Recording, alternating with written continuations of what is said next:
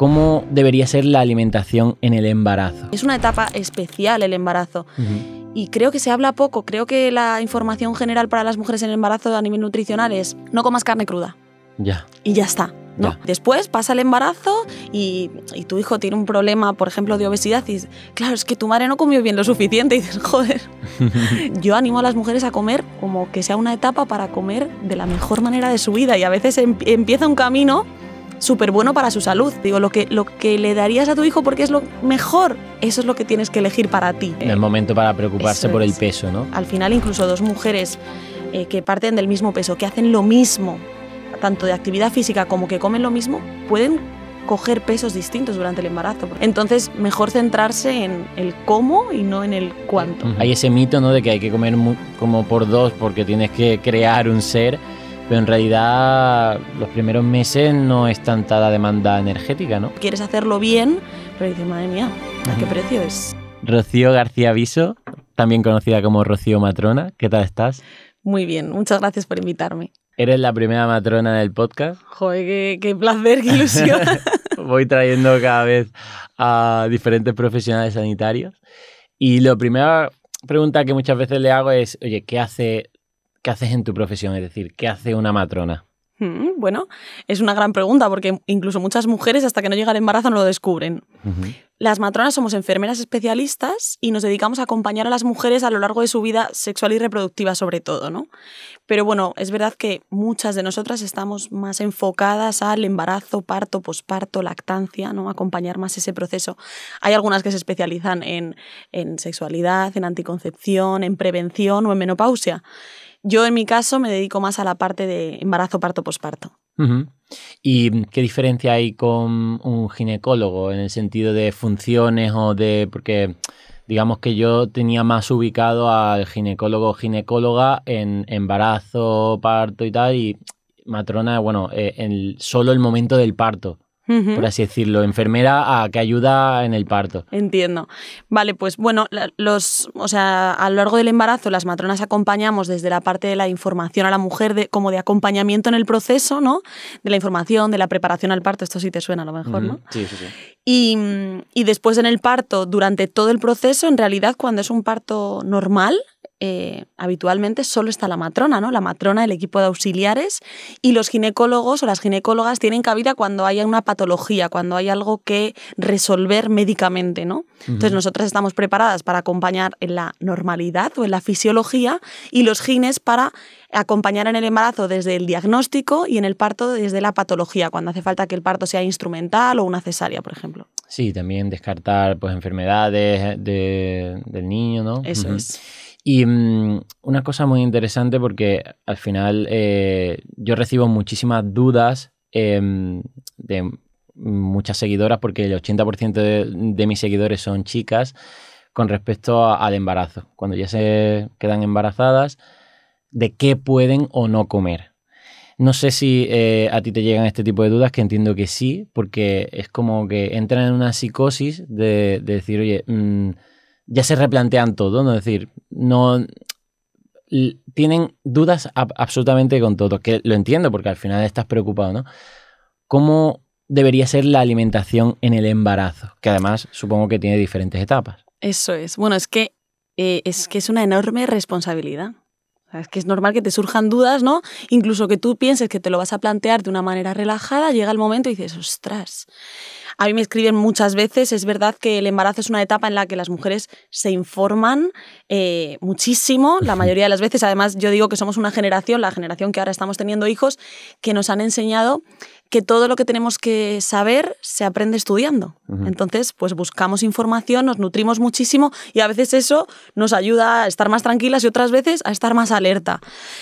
Bueno, sobre la alimentación en el embarazo, nos enfocamos muchas veces a evitar infecciones, que es importante, ¿no? La seguridad alimentaria, pues evitar bacterias importantes que pueden afectar al feto, como son el toxoplasma, la listeria, que esto creo que es como lo más conocido, pues evitar comer alimentos crudos, ¿no? O carnes o pescados que estén poco hechos, evitar lavar bien las frutas y verduras y demás.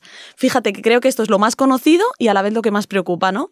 Y lo más desconocido a veces es la importancia de nutrirse con alimentos de alto valor nutricional, ¿no? De esto de no comer el doble, sino comer el doble de consciente, como yo digo, que es, bueno, pues entender que estás creando vida y que tienes que prestar atención a lo que comes para elegir los alimentos de la mejor manera. Yo digo, lo que le darías a tu hijo porque es lo mejor, eso es lo que tienes que elegir para ti. Pero ya te digo que es verdad que es una responsabilidad inmensa para las mujeres y a veces acabas sintiendo como culpa, ¿no? Y preguntando y estando como muy alarmada. Yo animo a las mujeres a comer como que sea una etapa para comer de la mejor manera de su vida y a veces empieza un camino súper bueno para su salud, que es el del autoconocimiento y el del autocuidado en profundidad y, bueno, que dure para siempre. Bueno, eso es brutal. Qué importante sois vosotras, ¿no? En esa educación nutricional, porque puede ser determinante para el resto de su vida, como esas mujeres que pues deciden dejar de fumar y ya lo consiguen para el resto de su vida, ¿no? Que hay muchos casos conocidos. Pues que esa preocupación por tu hijo o hija, ¿no? Pues sea el que empieces a cuidarte, ¿no? Con el tema de los alimentos prohibidos, entendemos que, claro, hay que evitar cualquier tipo de infección porque obviamente eso podría afectar al feto, pero ya los alimentos que se venden están bastante cuidados para que no haya una intoxicación alimentaria. ¿Por qué digamos, evitar estos alimentos crudos y tal?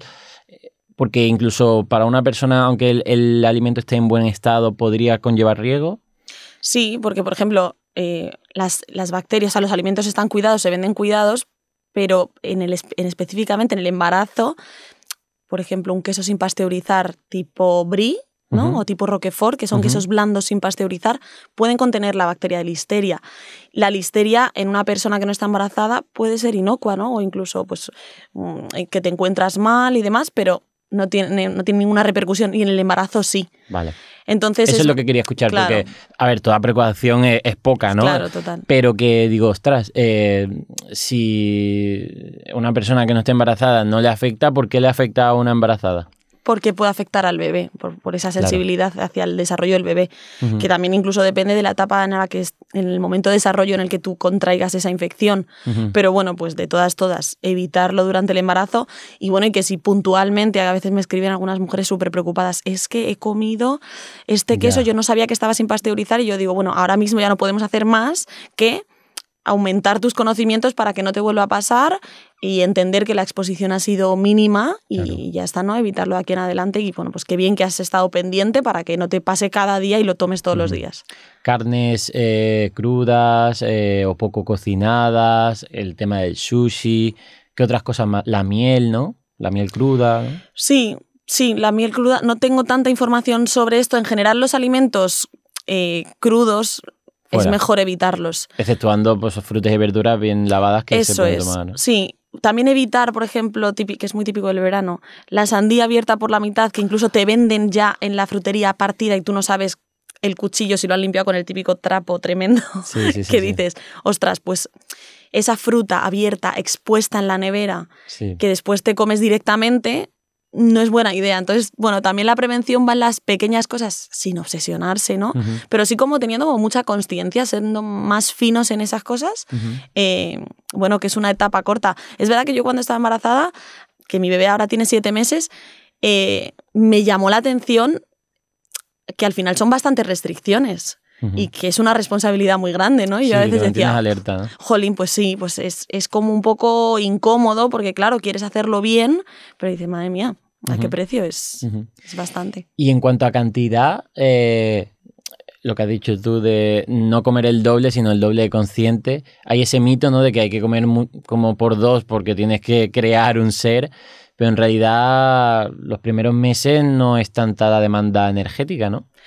Bueno, esto varía bastante. También yo digo más bien que las mujeres escuchen su saciedad, que el embarazo no es el momento de hacer dietas restrictivas.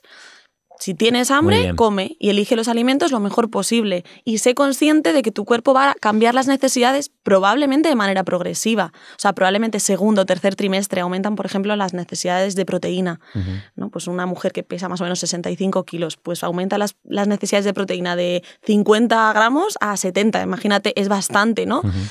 Entonces, bueno, escuchar la saciedad y elegir bien, elegir con la conciencia de que no es solo para ti, ¿no? Que estás creando, pero sin hacer restricciones, sin hacer locuras. No es momento para preocuparse por el peso, ¿no? No, es momento para ocuparse de la nutrición o sea, alejándonos un poco de como esta parte pesocentrista. De hecho, la tendencia, y quiero pensar que es así a nivel general, es dejar de pesar las mujeres en el embarazo, porque si tú no la vas a poner a dieta, dale consejos nutricionales, ¿no? No le regañes por engordar más o menos, porque al final incluso dos mujeres que parten del mismo peso, que hacen lo mismo, tanto de actividad física como que comen lo mismo, pueden coger pesos distintos durante el embarazo, porque el metabolismo es caprichoso, ¿no? Y puede pasar. Entonces, mejor centrarse en el cómo y no en el cuánto. ¿Y es real que hay antojos y antojos por más comida como ultraprocesada, en plan más dulce, más grasa? Porque también recibo este tipo de mensaje de, oye, Carlos, es que estoy embarazada y el ansia por los ultraprocesados me come, pero encima sé que no son buenos para mí y para mi hijo, ¿no? Entonces es como que están, y más en el entorno en el que vivimos, ¿no? ¿Esto de los antojos tiene una explicación fisiológica? Pues sí, tiene varias explicaciones. Los sentidos en el embarazo cambian y diría que se agudizan. Se agudiza el olfato, se agudiza el gusto. Y luego, por otro lado, están las náuseas, los malestares digestivos. Entonces, entre esas, unas cosas y las otras, hay alimentos por los que tienes predilección y otros que te generan rechazo. Alimentos que antes, por ejemplo, a mí el café, que me gustaba un montón durante el embarazo, me generaba rechazo, ¿no? Y otros alimentos como los hidratos de carbono, que es verdad que muchas mujeres apetecen más las cosas más dulces a lo mejor, pues hay muchas mujeres refieren que les apetecen más.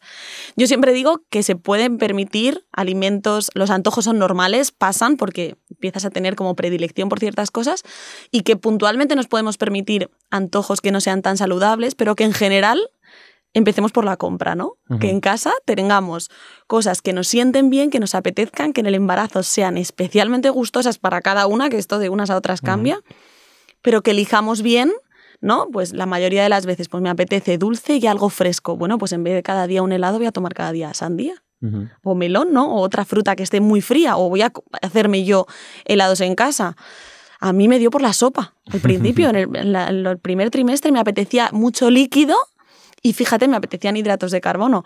Es curioso, nunca me había pasado y todo el rato tenía esa necesidad. Hay otras mujeres que les pasa. O los encurtidos, muchas mujeres les apetece el más vinagre. Salado, ¿no? El salado y el vinagre. Que fíjate, esto no es ni dulce ni un hidrato de carbono, pero es muy típico y creo que tiene más que ver con las sensaciones del gusto y del olfato y también con el alivio que te genera gastrointestinal, ¿no? Como que te quita un poco la sensación de náusea. El cuerpo yo creo que es bastante sabio, ¿no? Total. Y de hecho hablábamos antes, fuera de cámara, que porque además tú eres diabética tipo 1 y durante el embarazo hay cierta resistencia a la insulina y que tiene su mecanismo biológico para asegurar esa glucosa al feto, ¿no? Pero que también se puede dar el exceso de esa resistencia y llevarte a esa diabetes gestacional.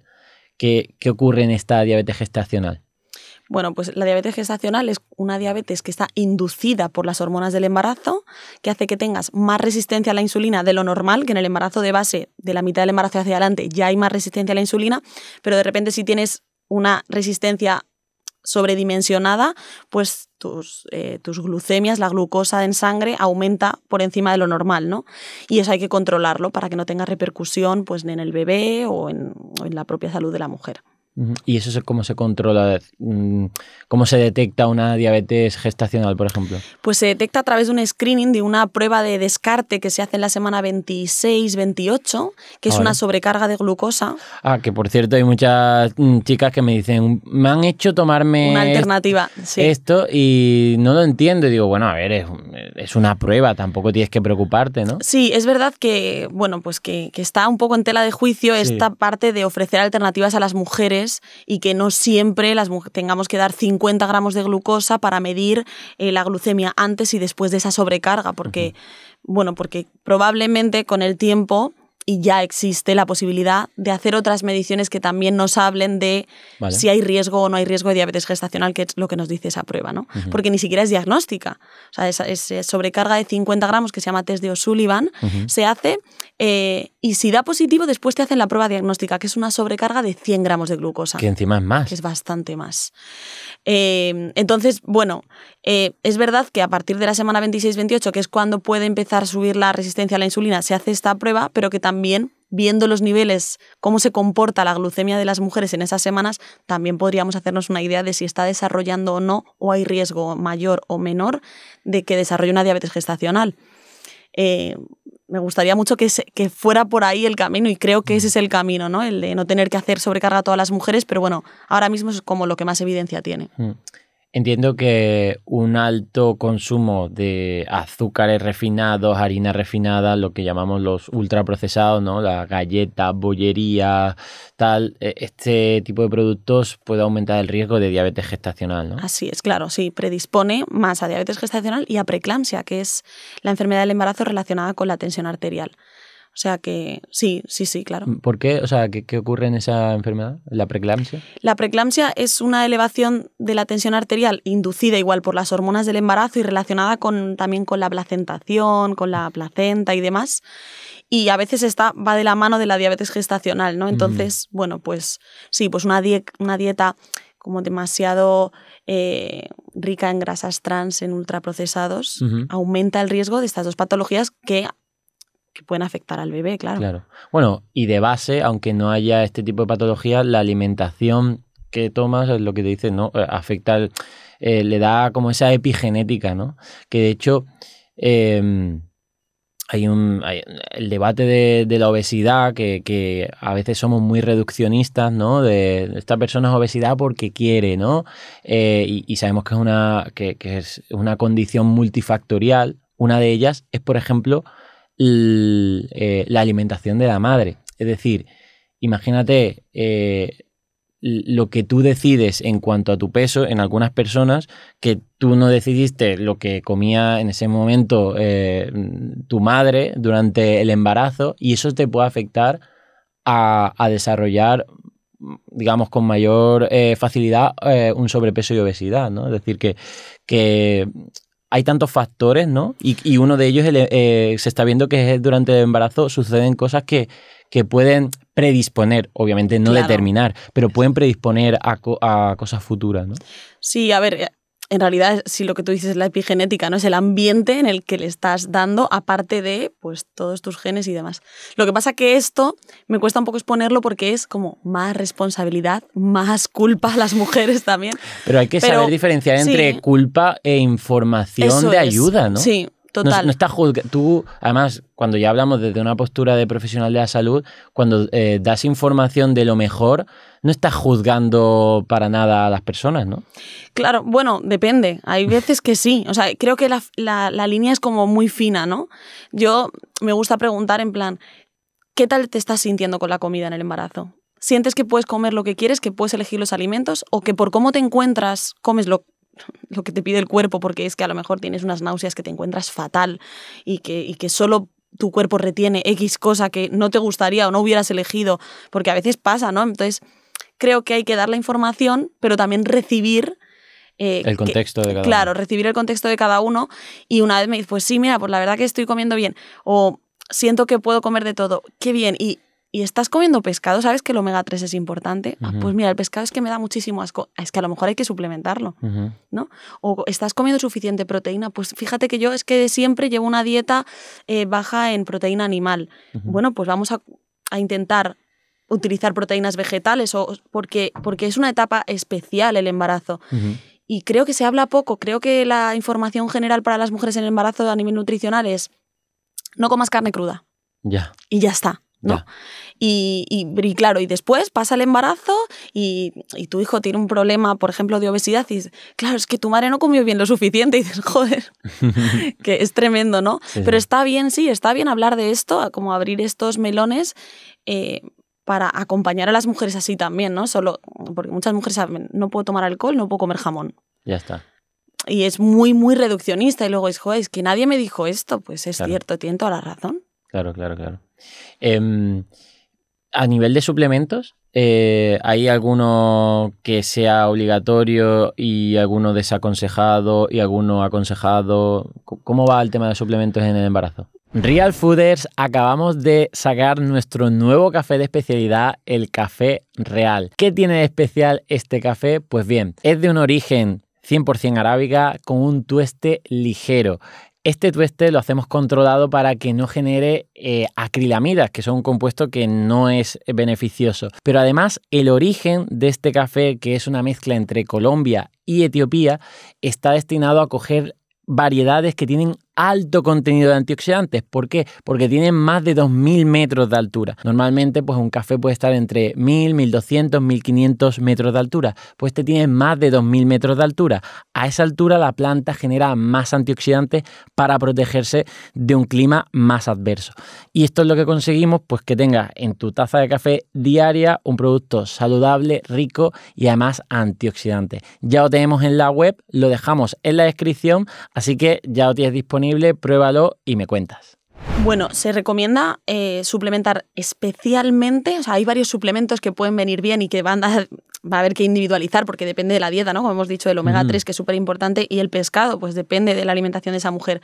Pero el folato activo es como especialmente importante en el contexto de embarazo porque el folato es un micronutriente que utiliza el cuerpo para crear células, y aquí estás creando un ser humano entero, ¿no? Y además previene, está relacionado también con la prevención de la preeclampsia, que es esa enfermedad de la tensión alta que hablamos antes. Es especialmente importante para el embarazo. De hecho, la suplementación con folato se recomienda desde, si puede ser, 3 meses antes de la búsqueda. El yodo también es importante, ¿no? O sea, mínimo folato y consumir sal yodada, por ejemplo, sería una buena recomendación. Eso como la base, ¿no? Y hablo de folato y no ácido fólico, que creo que es lo más conocido, porque el folato es la forma más biodisponible del ácido fólico. Muchas veces cuando toman el suplemento las mujeres de ácido fólico pone ácido fólico y al lado folato o cuatrefolic, tiene varias maneras, ¿no? Metilfolato también. Porque el folato es el nombre raro y el conocido es ácido fólico, pero lo que tenemos que buscar es el folato activo, que es el que nos asegura que nuestro cuerpo va a utilizar. Sí, esto es parecido al magnesio, ¿no? Hay muchos tipos de magnesio, pero la biodisponibilidad pues está más relacionada con ciertos tipos de magnesio, ¿no? Tema de omega 3, esto ya depende de la alimentación, ¿no? Claro, ahí habría como que individualizar un poco más. El magnesio también es algo muy a tener en cuenta en el embarazo como suplementación, ¿no? Pero la vitamina D, pues esto depende un poco más de las circunstancias de la mujer, claro. Así, a nivel general, diría que el folato activo y el yodo es como la base. Voy a salir un poco de abogado del diablo y bueno, ¿y qué pasa? Nuestras abuelas no se suplementaban y no pasaba nada y eso tenían 5, 6 hijos, 7 hijos. Bueno, pues pasaban muchas más cosas, sí que pasaban cosas, ¿no? Esto a mí me lo han dicho muchas veces y mi abuela tuvo pues bastantes abortos, tuvo un embarazo que un bebé nació bien, el otro no, un embarazo gemelar. Lo que pasa es que las cosas se aceptaban de otra manera cuando ya pasaban, ¿no? Pues claro, pues yo no sabía, mi abuela no sabía que estaba embarazada de 2. Y una nació bien y otra mal. Y dice, bueno, pero claro, es que yo no sabía nada de esto. Entonces, bueno, creo que ahora tenemos la información y entonces hay que utilizarla a nuestro favor. Ya. Cuando no había la información, lógicamente, bueno, pues ya está. Pero sí que pasaban cosas. Lo de no pasaba nada, eso no es cierto. Eso es verdad. No, te lo preguntaré también por el tema del parto, porque el parto es lo más natural del mundo, ¿no? Es decir, lleva con nosotros. Total, desde que existimos. Desde que existimos, ¿no? Y ahora hay muchísima información y entiendo que es bueno para evitar cosas, ¿no? La última pregunta sobre embarazo es el tema de actividad física.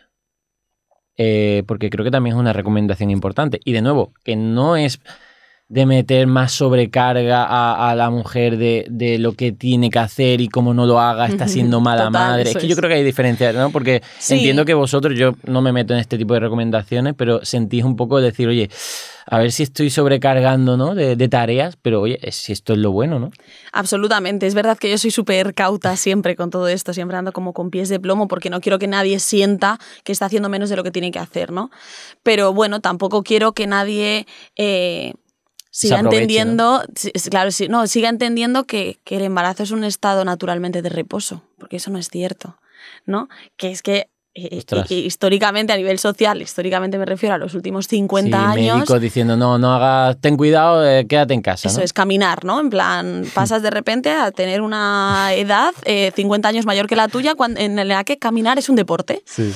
Entonces, bueno, pues todo es relativo. Creo que una mujer que se encuentra bien, insisto, porque hay mujeres embarazadas que no se encuentran bien y que tienen que escuchar a su cuerpo y a su energía, ¿no? Pero si te encuentras bien, si tienes energía, es recomendable hacer ejercicio y además hacer ejercicio de fuerza, todo lo contrario a lo que se piensa muchas veces, ¿no?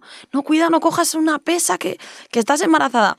No, que va, está bien, si se encuentra bien, si su cuerpo está bien y si es un ejercicio que está valorado por un profesional, además experto preferiblemente en embarazo, pues adelante, ¿no? Yo siempre es verdad que digo que, bueno, pues que esté regulado o valorado por un profesional y recomiendo antes del ejercicio de fuerza o del ejercicio que haga la mujer que lo valore una fisio de suelo pélvico, ¿no? Porque tiene bastante impacto. Creo que a veces es el primer momento en el que las mujeres atienden a su suelo pélvico en el embarazo. Es súper buen momento y súper recomendable. Sí, el pilates o el yoga, todo esto. Sí, o sea, el ejercicio que se decida hacer, porque puede hacer ejercicio de entrenamiento funcional, ¿no? Es verdad que yo digo que no es muy buen momento para empezar a hacer un ejercicio, por ejemplo, de impacto. Y que no conozcas. No has corrido jamás. Pues no es el momento de empezar a correr embarazada. Para que te tropieces o algo, ¿no? Sí, o porque no vas a tener la técnica probablemente y tu cuerpo va a cambiar tan rápido en los meses que es difícil de manejar y que a lo mejor no es lo correcto para ti. Pero si llevas corriendo toda tu vida, pues a lo mejor tampoco es el momento de dejarlo. Eso es. Entonces, bueno, esos puntos medios, evitar, obviamente, pues si montas a caballo, hombre, pues yo te diría que a lo mejor hay que hacer un impasse ahí, ¿no?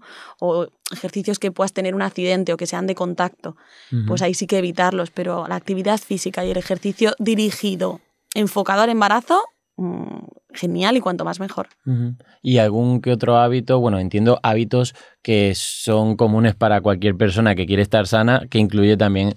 Eso es. ¿no? El descanso, el sueño. Sí, claro, hombre, descansar. Yo no lo cumplí nada en mi embarazo porque yo soy matrona y trabajo de noche, de día, cuando los niños quieren nacer. Es verdad. Pero bueno, sí, descansar, pues limitar el estrés, bueno, cuidar el ambiente, cuidar el entorno para cuidar a la embarazada es importante porque eso también es epigenética, ¿no? Total. Eso también es crear un ambiente dentro de ti más adecuado para el bebé. Pero qué difícil en esta sociedad de... Sí, que tienes que trabajar, que tienes estas exigencias, sí, ¿no? Pero por eso entender, ¿no? Cuando a veces siento que hay juicio en torno al embarazo. ¿Estás embarazada? ¿No estás enferma? ¿Puedes trabajar o no? Pues depende cómo te encuentres. Y si estás estresada y si estás sobrepasada y si estás muy cansada, pues no pasa nada por parar ese momento de la vida, ¿no? Pero socialmente no se ve bien, se ve mejor la productividad incluso en esos momentos de la vida, ¿no? Así que hay que proteger a las mujeres, joder, que es una cosa súper especial crear vida. Pues llegamos al momento del parto, ¿no? El momento del parto. ¿Cómo es esta preparación del parto? ¿Cómo es ese momento de parir? Que además... no sé, en las películas se ve casi como una intervención a veces como quirúrgica, ¿no? Una emergencia, ¿no? Una emergencia. Total. Exacto, lo ponen muy mal, en plan, todo el mundo se para, todos corriendo. Total. Y bueno, al final también, por otra parte, lo que hemos hablado antes, de que el parto es lo más natural del mundo. Exacto. Que antes los partos... se hacían en casa, ¿no? Lo que se cuenta. Bueno, y ahora también existe la posibilidad. Pero gente, una mujer, por ejemplo, mi duda, ¿puede parir sola en casa? ¿Sin nadie, sin ayuda? Hombre, sin asistencia no es lo ideal, no es lo recomendable. ¿Pero podría? Sí, claro que podría, por supuesto. Es cierto que, fíjate, esto es una cosa muy curiosa, que los humanos, no sé si desde que existimos, pero me arriesgo a decirlo, estamos más bien hechos a que en el parto nos acompañe alguien por la forma de nuestra pelvis. Porque en posiciones, por ejemplo, de cuclillas, el bebé saldría más bien hacia atrás en vez de hacia adelante, por cómo es nuestra pelvis, ¿no? Pero bueno, al margen de eso, en un nivel de seguridad adecuado, los partos es recomendable que sean asistidos por una matrona, ¿no? Sea en el ambiente que sea. Al menos que haya una matrona y que la mujer esté acompañada. Pero que un parto sucede y da igual lo que haya alrededor, sucede. Las noticias esta de ha nacido en un avión con asistencia de los que estaban ahí, que a lo mejor bueno había un médico o tal, o no. Por supuesto, claro que sí. O en medio del taxi corriendo que llega. Porque es verdad que nunca se sabe cuándo va a ser el día exacto de parir, ¿no? No, nunca se sabe y tampoco se sabe cómo se va a dar el parto. Es verdad que esas noticias de partos muy rápidos luego a las mujeres les generan mucha inseguridad de pensar, a ver si se me va a caer el niño. No es lo habitual, eso se llama parto precipitado. Son partos que son muy, muy rápidos, ocurren con más frecuencia cuando es el segundo, tercer, cuarto hijo. Es decir, en el primero es más improbable que suceda. Pero mira, quiero aprovechar que me has dicho esto para decir que cuando nace un bebé en ese contexto de tal velocidad, cuando un parto sucede tan rápido, la mayoría de veces lo que sucede es que va muy bien, muy fluido, que todo está bien, que la madre está bien, que el bebé está bien y lo único que necesitan es que les respetemos, es decir, que nadie toque al bebé, que nadie toque el cordón, que protejan a la mamá y que esperen a que puedan ser trasladados donde tengan que ser trasladados, ¿no? Claro. Porque siempre salen héroes, ¿eh? Cuando hay un parto, siempre hay algún héroe. Yo no sería, vaya. Yo digo, no, yo no sé nada, esto no sé. Tú irías en la otra dirección. Llamar sí. No, pero, o sea, es cierto, ¿no? Y de hecho, muchas veces esas noticias se desplazan a las mujeres. O sea, una mujer que ha parido en un taxi, ¿y quién es el héroe? El taxista. El taxista, tío. Sí, qué fuerte, ¿no? O sea, que tú has tenido que vivir un parto en un contexto que no te apetece nada, que es en un coche con un desconocido y sale el taxista con el bebé y todo, que a mí me dan los 7 males. Entonces, bueno, sí, los partos suceden, las mujeres estamos preparadas para parir. Idealmente, y es lo que le deseo a todas las mujeres, que tengan un parto con asistencia, acompañadas por una matrona y en un sitio en el que se sientan seguras, ¿no? Pero sí, bueno, pues mi abuela parió en su casa a todos sus hijos. Es cierto que, bueno, mi abuela me decía que ella había sido también como una especie de comadrona del pueblo, que había aprendido de la comadrona y que a veces cuando alguien iba a parir le avisaban y tal. Claro, bueno, ahora, claro, ahora todo es distinto, ¿no? Distinto. Pues el contexto, la formación, la asistencia, el acompañamiento. Porque ahora en un parto está la matrona y hay otros auxiliares, o ¿cómo es un parto? Depende un poco del contexto, ¿vale? Sobre todo, a nivel de preparación, las matronas estamos preparadas para acompañar todo el parto mientras sea fisiológico, es decir, mientras no haya ninguna patología o ninguna desviación de la normalidad. Mientras el bebé y la mamá estén bien, la matrona podemos estar acompañando junto con las auxiliares, que son las compañeras que están también con nosotras en los paritorios, todo el proceso, ¿vale? Pero no, las matronas también nos encargamos de ver si algo se desvía de la normalidad, ¿no? Pues el bebé no está bien, ¿no? O le está costando, o la mamá también, pues yo que sé, imagínate un sangrado, ¿no?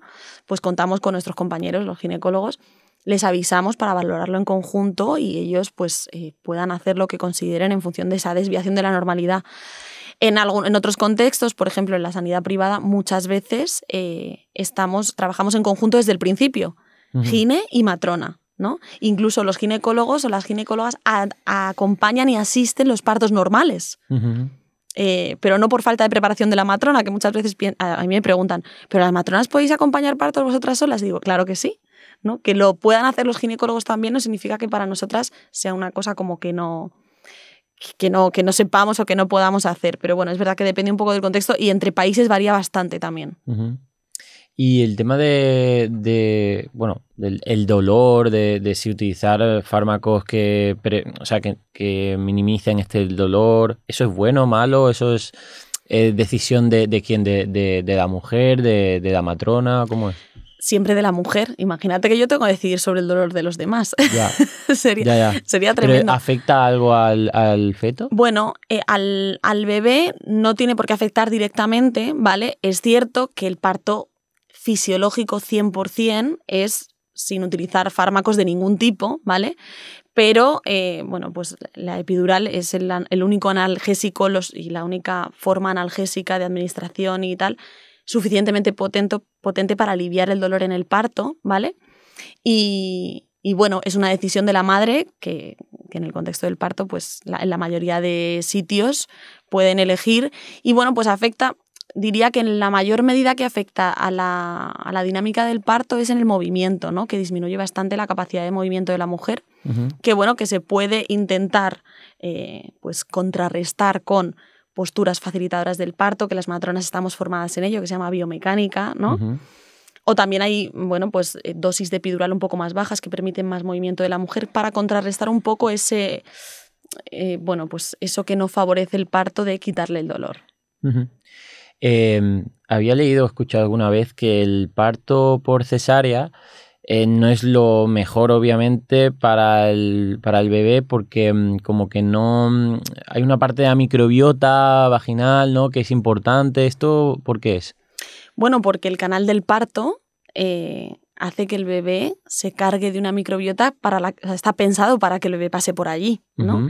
Y es importante también incluso, o sea, aparte de la microbiota de la que el bebé se impregna cuando nace por vía vaginal,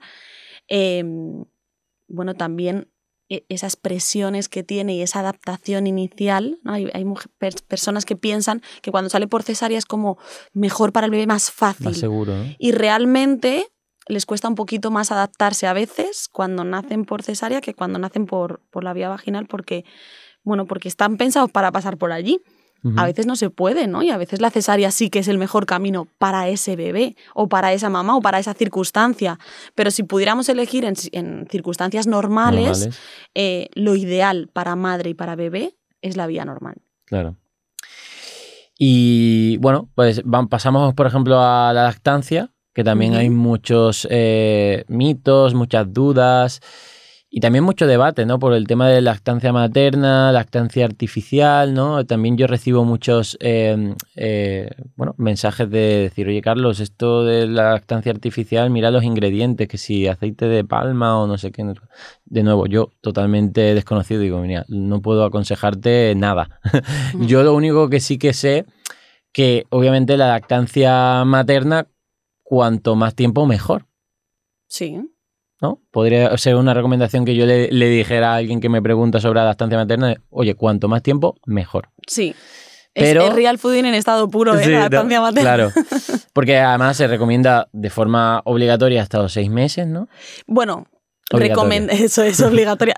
Recomendado de manera exclusiva hasta los 6 meses, es decir, los bebés en realidad todos son lactantes exclusivos, solo toman leche hasta los 6 meses y complementario hasta los 2 años. Desde los 6 meses hasta los 2 años empiezan a tomar comida. Su alimento principal sigue siendo la leche, pero van añadiendo alimentos, ¿no? Hasta que a los 2 años son como más independientes nutricionalmente de la leche, pero pueden seguir lactando y tomando leche mucho más tiempo. La lactancia materna o la lactancia artificial es igual una decisión de las mujeres, que para mí lo fundamental es que sea una decisión informada. Es la clave, ¿no? Porque los beneficios de la lactancia materna son absolutamente indiscutibles y no creo que ninguna mujer decida no dar lactancia materna por desconocer los beneficios. Creo que todas lo conocen y lo que intentamos hacer es sobrevivir a la adaptación de criar en la sociedad en la que vivimos, ¿no? Y adaptarnos a esas circunstancias. Por eso yo cero juicio a las mujeres que deciden no lactar o no dar lactancia materna, porque verdaderamente en el mundo que vivimos es un esfuerzo titánico. O sea, es tremendo. Yo ahora mismo estoy lactando, ¿no? Venía sacándome leche en el tren y digo, el de al lado estará flipando conmigo, pero es verdad. Es cierto que es un esfuerzo muy grande y es cierto que los beneficios son indiscutibles porque la leche materna es un alimento vivo. Es que tiene bacterias vivas, a nivel de microbiota para el bebé es brutal y luego que se adapta, que eso es flipante. Fíjate, o sea, estaba leyendo estos días además unos estudios de que hay como comunicación entre la saliva del bebé con la madre y que eso hace que haya cambios en la leche que se adapten a las necesidades del bebé. Ostras. Es loquísimo. Entonces, bueno, pues a nivel nutricional es tremendamente interesante. O sea, si existiera un alimento o una vacuna como es la leche materna que pudiéramos comprar, no tendría precio. Claro. O sea, sería algo súper exclusivo. Y sin embargo, somos capaces de producirlo, pero a cambio de un esfuerzo tan grande que de verdad que entiendo profundamente a quien decide no hacerlo. ¿No hay bancos de leche materna? ¿O? Sí, hay bancos de leche materna, pero son bancos hospitalarios con el objetivo de poder ofrecérselo especialmente a bebés prematuros. porque para los bebés prematuros directamente no es alimento, es medicina. Increíble, increíble. Entonces entiendo que lo importante aquí es educar sobre los beneficios de la lactancia materna, es decir, que no se vea como digamos por igual con la lactancia artificial, es decir, que ambos son el mismo alimento. No son lo mismo, pero obviamente hay contextos, ¿no? Y si al final se decide la lactancia artificial, tampoco le sea como, no sé, un estrés emocional grave para la mujer, ¿no? O sea, creo que lo importante es apoyar. Que no tomen la decisión por falta de apoyo profesional, social o de su propio entorno. Uh-huh. Ahí está la clave, ¿no? Porque la información está, me parece... Uh-huh. O sea, es importante que lo sepan, ¿no? Pero que una mujer que yo acompaño durante su posparto no tenga rechazo hacia la lactancia materna porque piense que no lo va a saber hacer bien, porque ha escuchado amigas que lo han pasado mal y piense que yo no voy a estar lo suficientemente con ella, ¿no? O su entorno, ¿no? O su pareja o su familia. Pero muchas veces es incluso el trabajo, ¿no?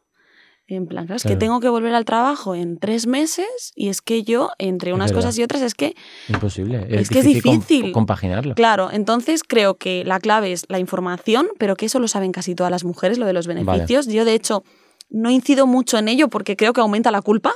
Vale. Cuanto más se habla de los beneficios porque son tan evidentes, es interesante saberlo y es bonito porque es que es una cosa increíble del cuerpo humano, uh-huh. Bueno, de los mamíferos en general, ¿no? Uh-huh. Pero creo que hay que hacer más hincapié en el apoyo, ¿no? En el decir, sí, a veces es frustrante el inicio de la lactancia materna y casi siempre necesita apoyo y vamos a estar ahí y vamos a estar a la altura de apoyar esas circunstancias, ¿no? Para que las mujeres se sientan seguras, incluso sea una experiencia súper satisfactoria. Uh-huh.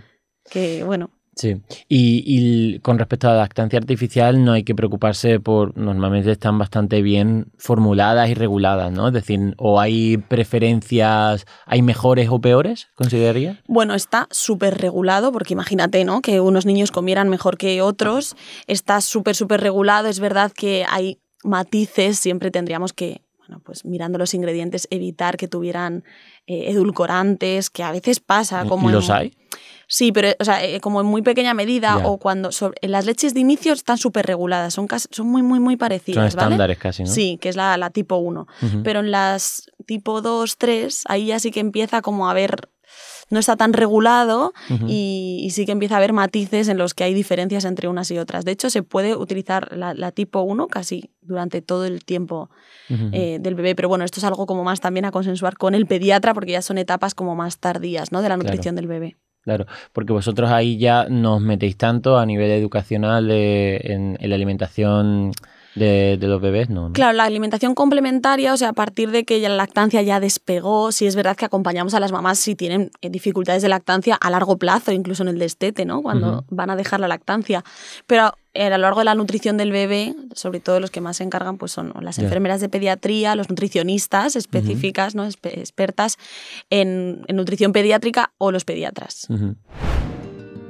He recibido algún que otro mensaje de algún seguidor que me dice: Carlos, yo me cuidaba un montón, seguía tus consejos y ahora me ha venido esto de la diabetes tipo 1, no entiendo por qué he hecho mal. Tienes que aprender mucho y muy rápido, porque empieza tu nueva vida y empieza ya, en este momento tienes que empezar a pincharte insulina para sobrevivir. Me fui al hospital, me ingresaron y me dieron el diagnóstico, ¿no? Pues tienes diabetes tipo 1. En ese momento la primera impresión fue, te juro que me daba hasta rechazo dormirme, porque si me despertaba y me daba cuenta de la realidad que me estaba empezando a tocar vivir, pues me sentía muy triste.